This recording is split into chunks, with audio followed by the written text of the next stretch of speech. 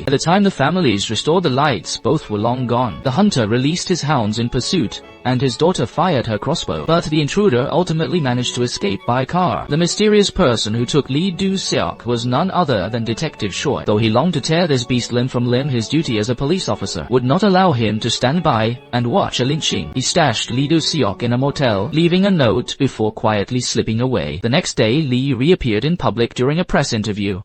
He lied, claiming the incident was just a prank by overzealous fans, and magnanimously stated he would not press charges. This narrative once again garnered him immense praise, perfectly pivoting his image from a kidnapping victim into a forgiving and graceful idol. Choi Eun-goo's actions felt like a betrayal to the Avengers, especially Soo-yeon's mother. She felt utterly betrayed. Soo-yeon wasn't just her daughter, she was also Choi, former fiancé. She stormed into the precinct and slapped Choi in front of all his colleagues. In everyone's eyes, Detective Choi had just let his own fiancé's killer walk free. However, little did they know that a much larger and more complex plan was unfolding behind the scenes. Meanwhile, a TV station in a desperate pursuit of ratings against a massive business opportunity, they decided to produce an explosive program, inviting Lee Do-seok and Detective Choi Ha-young-gu for a live confrontation. Once the show began, Choi Ha-young immediately went on the offensive, publicly questioning whether Lee Do-seok was truly the culprit, citing the fact that the body of the 11th victim remains missing to this day.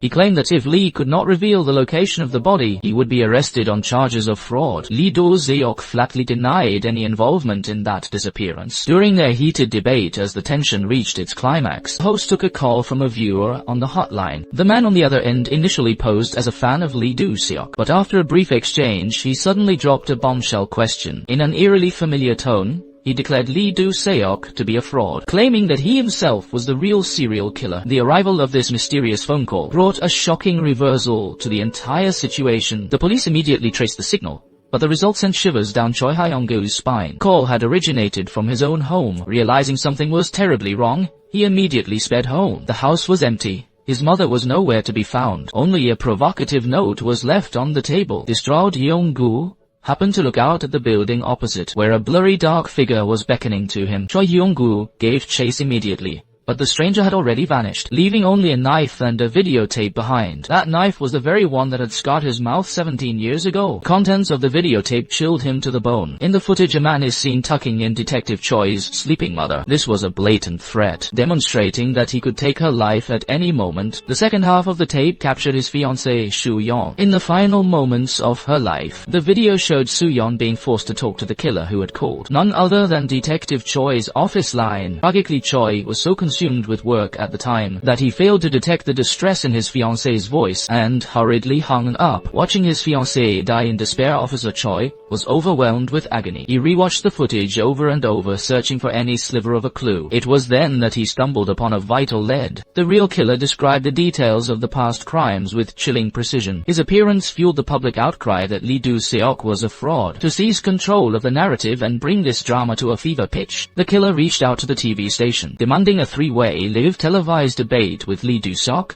and Officer Choi. He even sent the station another videotape showing him marking a spot under a large tree, claiming it was Soo-yeon's burial site to prove his identity. On the day of the confrontation, the studio was packed. Lee Do-seok's fan club even showed up with light-up signs, chanting their support in a scene of peak absurdity. As the broadcast began, the mysterious man unmasked himself. He confessed his crimes without a shred of remorse and signaled the director to switch to the outdoor feed. Under the gaze of live national television, the police indeed unearthed a skeleton beneath the tree he had marked. It was Soo-yeon, whose remains had never been found, and at this sight, Officer Choi nearly snapped and lost all reason, but he was held back firmly by his colleagues. The host then turned to Lee Do-seok, asking what other evidence he had to prove he was the real killer. However, Lee Do-seok calmly announced that he wasn't the killer, and that he wasn't even the author of the autobiography. The real author was Officer Choi Hyung-gu. The revelation of this ultimate truth left everyone present, including the real murderer, completely dumbstruck. It turned out this was all an elaborate ruse orchestrated by Choi Hyung-gu and Lee Do-seok over the past 2 years. In reality, Lee Do-seok was Yunxi, the son of the serial killer's first victim after his mother's murders. His life had been completely shattered 2 years ago upon learning the statute of limitations was expiring. He attempted to take his own life by jumping off a building in despair.